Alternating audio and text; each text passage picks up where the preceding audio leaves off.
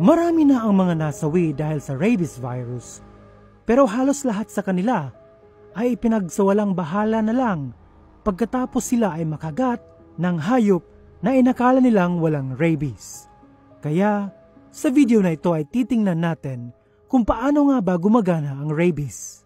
Saan ito galing? Bakit ito napakadelikado? Totoo bang may taong immune sa rabies virus? At kung ano ang dapat gawin matapos makagat ng anumang hayop?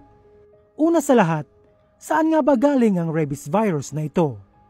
Ito ay mula sa genus na Lyssavirus, isang ancient group ng mga virus na pinaniniwalaang nagsimula sa mga paniki.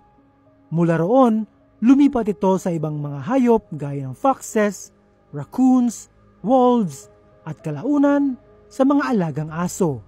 Una raw na nailarawan ni Greek philosopher Democritus ang madness o kabaliwan ng isang aso noong 500 BC. At ang kauna-unahang kaso naman ng rabies ay naitala noong 2300 BC sa Mesopotamia, tinatawag na Iraq sa kasalukuyang panahon.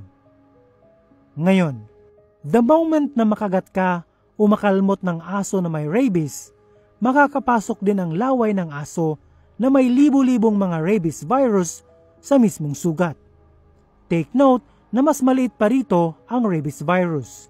Nilakihan lang namin for visual purposes. Ni hindi ito nakikita ng isang regular na microscope. Electron microscope ang kailangan. Gaya ng ating nakikita, ang hugis ng rabies virus ay parang bala. At gaya ng isang bala, ito ay nakamamatay. In fact, ang rabies virus ay isa sa mga pinaka-nakamamatay na virus sa buong mundo dahil ito ay master hitchhiker at napakagaling magtago. Malalaman natin mamaya kung paano.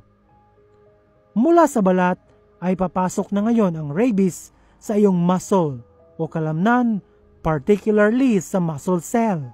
Dito ay magre-replicate o dadami ang rabies virus at limitado lang. Pero bakit hindi na-detect ng ating immune system ang virus sa stage na ito para sana hindi na ito aabot pa sa utak natin?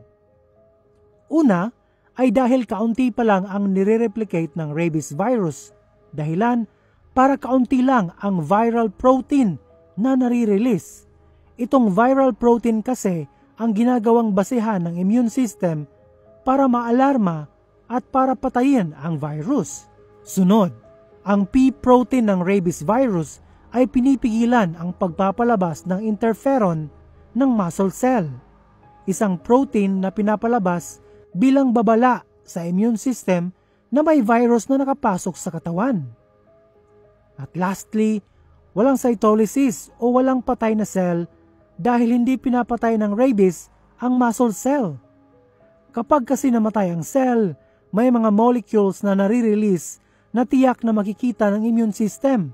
Therefore, makikita rin ng immune system ang rabies virus. Kaya, hindi pinapatay ng rabies virus ang muscle cell sa stage na ito. O, di ba? Ganyan kagaling ang rabies virus. Pero hindi pa tapos. Ngayon, mula sa muscle cell, pupunta na ang rabies sa motor neuron. Dadaan ito sa axon, itong mahabang daanan na ito. Ang prosesong ito ay tinatawag na retrograde axonal transport na umaabot mula 1.2 cm to 40 cm per day. Depende sa kung gaano kalapit ang kagat sa utak, gaano karami ang virus na pumasok, at kung gaano kalakas ang immune system mo.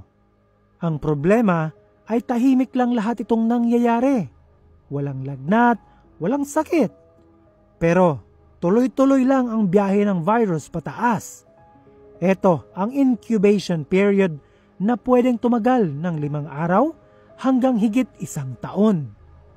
Ngayon, pagdating sa spinal cord, mas bibilis ulit ang kanyang pagdami, pero hindi niya pinapatay agad ang mga neurons. Sa halip, ginagawa niyang parang factory ang mga ito para tuloy-tuloy ang virus production. At ang malala sa lahat ay at this point, hindi na gagana ang rabies vaccine dahil napakalimitado lang ang nakakapasok na antibodies sa spinal cord dahil sa blood-spinal cord barrier. Ngayon, unti-unti na niyang tatawirin ang utak, mula spinal cord, papuntang brainstem, limbic system, hypothalamus hanggang cortex. Dito na magsisimula ang rabies encephalitis o pamamaga ng utak dahil sa viral infection. Sa stage na ito, makikita na ang pinakakilalang sintomas, hydrophobia. Hindi ito takot sa tubig dahil sa trauma, kundi dahil ang simpleng pagkakakita ng tubig ay nagtitrigger ng throat spasm o paninikip ng lalamunan. Sa sobrang damage ng brainstem, ay pati normal na gawain tulad ng pag-inom ay nagiging sobrang masakit. Minsan, kahit makita mo lang ang tubig, ayaw na ng katawan mo. Ganon din sa hangin. Tinatawag itong aerophobia. Sobrang sensitibo ng nerves mo na pati simpleng dampi ng hangin sa mukha pwedeng magdulot ng panic, spasm at hirap huminga. At ang nakakalungkot dito ay alam naman ng taong may rabies na tubig o hangin lang yan.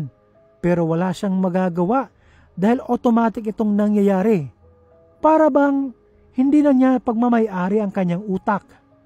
Habang tinutumba ang nervous system, ang virus ay sabay na lumalabas din papunta sa iba't ibang bahagi ng katawan gaya ng salivary glands, meaning sa laway. Ibig sabihin, handa na ulit pumunta ang virus sa ibang tao. Pero ayon sa WHO, wala pang naitalang kaso ng human-to-human transmission through bites or saliva. Pero theoretically, pwede itong mangyari. Pero may naitala ng transmission ng rabies dahil sa corneal transplant at solid organs transplant. Kaya matindi dapat ang screening bago gawin ang isang transplant operation. Ngayon, napaka-importante na magpabakuna agad ng rabies vaccine pagkatapos makagat ng anumang hayop kasama ang tao para may tsansa pa ang katawan mong makagawa ng antibodies para patayin ang rabies virus sa katawan bago pa man ito makarating sa iyong spinal cord at sa utak. Hindi dahil okay ka lang matapos makailang beses na makagat ng aso ay immune ka na sa rabies virus. Walang ganon. Wala lang talagang rabies virus ang mga nakakagat sa iyo noon. Paano kung meron na sa susunod?